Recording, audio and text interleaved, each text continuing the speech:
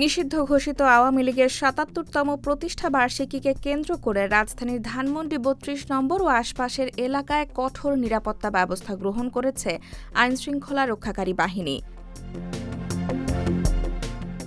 মঙ্গলবার সকাল থেকে এলাকায় অতিরিক্ত পুলিশ, র্যাব, ডিবি ও অন্যান্য নিরাপত্তা সংস্থার সদস্যদের মোতায়েন করা হয়েছে।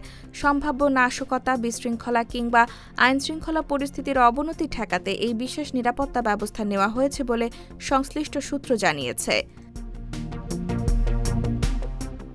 ধানমন্ডি ৩২ নম্বরের বিভিন্ন প্রবেশপথে ব্যারিকেড বসানো হয়েছে এবং গুরুত্বপূর্ণ পয়েন্টগুলোতে নিরাপত্তা বাহিনীর সদস্যদের অবস্থান নিতে দেখা গেছে।